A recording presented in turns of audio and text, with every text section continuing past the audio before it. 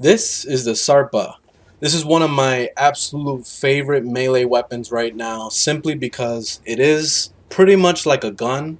You can shoot from a pretty good distance. You can't shoot anything super far range, but it's more like a mid-range to close-range machine gun, pretty much, because you're shooting out like at least 4 pellets per shot, and you're going to be shooting like crazy. Okay, first we're going to be starting with the stance. I'm using Bullet Dance. This is the must-have mod for this weapon, simply because you're going to be using it's going to be always shooting all the time. Pretty much in between every other hit, it'll do like a slice, and then it'll do gunshot, slice, gunshot, slice, gun. It's just constant shooting. And then also, if you're holding down the shoot, like the click button, you're going to be shooting, and then you can follow up, so you can keep pressing hold over and over, and it's just constantly shooting, shooting, shooting, shooting. And that's all building your combo multiplier, which gets so ridiculous that you're doing 3 times damage. Like, you're doing insane damage. You can even look at these numbers over here on the left, because it's just like they look like they're low numbers, but when you're out there and you're stacking all these the combo multiplier, and then when you're also using channeling on top of that, it just makes it out of this world ridiculous damage. So the rest of the spec I have here, I'm using a drifting contact to keep the combo multiplier going. I'm using weeping wounds. This makes it so that you get status chance for each combo multiplier that you're stacking. So you can pretty much get that up to at least like 60% chance or even more, depending on how high you get that combo multiplier going. I'm using Vigilant Scourge, I think that's how you say Vigilant. And then also Fleeting Energy for the statuses. And this is giving me Corrosive. I like running around with Corrosive the best, because you're just ripping their armor apart, and it pretty much makes them like useless at that point, and you just instantly like kill things from that. And then I'm also using Condition Overload, which you're going to be stacking all sorts of conditions on them. You're going to give them impact, puncture, slash, and then also the corrosive, and it's all happening at the same time. So you're getting 60% damage for every single one of these statuses, along with if 2 teammates get a chance to even shoot at the target, which I'm telling you right now, things die so fast that your teammates are not even going to have a chance to even look at it. Like, it's just so ridiculous, and I'm going to show you that. I'm using Pressure Point for more damage, and we got Killing Blow for more damage while channeling. And then, of course, Focus Energy is actually bringing down the channeling efficiency, which brings it down to 3 of the cost. So that's actually really good, especially if you're running Generic like I do. You're going to be constantly getting energy back. You get at least, for mine, I have it maxed out, so I'm getting 5 energy a second. So every time you shoot, you're getting, you're losing 3, but you're ultimately gaining 5 back, so it doesn't really matter. And then I'm running Fury for extra attack speed. And if you feel like you need some healing, you could throw a Life Strike into it, but it's gonna ruin your channeling cost. It's gonna make it really high, so I wouldn't really recommend that. What I usually go with is Healing Return. So I'll drop Healing Return instead of Fury if you feel like you need an extra little heal, because Healing Return is still going off of status, so you're gonna be constantly healing off of that too.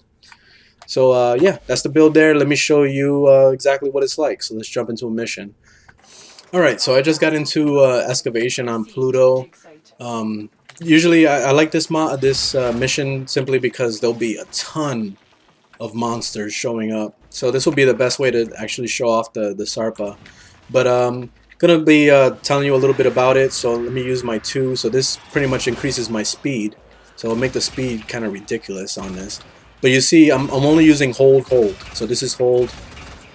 This is just constantly just doing the combo of holding over and over, which you can see like the range is actually really decent. Like, you could even snipe things from pretty far away, especially when you're stacking up all these the combo multiplier. It just makes the damage so ridiculous to the point where these mobs were like, get 1 little pellet would hit for like 30,000. It's just so ridiculous.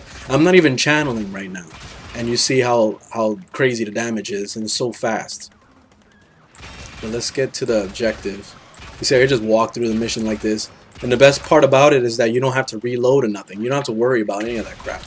So you just walk around just shooting it constantly like this. So it's a beautiful thing. The combo, as far as like just clicking over and over, you see you can do this. The only thing I don't like about it is that it keeps doing this backpedaling thing where it wants to like throw you backwards. You see that? It just keeps wanting to throw you back. That's the only downside with that. Usually I'll save that kind of comboing for when there's like a million mobs like sitting there just waiting to be killed. That's when I'll do it. But typically I always just use hold over and over. See, I'll do this because you can walk around casually and just kind of shoot everything. So it's really nice. Let me get this mob away. There we go. So if I win and I started channeling right now, I'll be doing even more ridiculous damage. I usually save it for like later on when the mobs are getting like level 60s or higher. That's when I'll start using the channeling, because the damage is so insane. Like it's just disgusting how much damage this thing does, and it's really unnecessary for these mobs right now because they're getting one-shotted by the way you see. Like look at that, just instantly, like it just wrecks everything in sight. So like watch, I'm gonna do some of the combo. Oh, I didn't even have a chance, they died. That's pretty much what this weapon is. It's just like, it's so insane. This is literally one of my favorite weapons right now just because of how insane it is. And this is all like range. Like look, you're stacking combo multiplier with range. The only downside with this weapon is that you can't run Berserker, which I wish you could.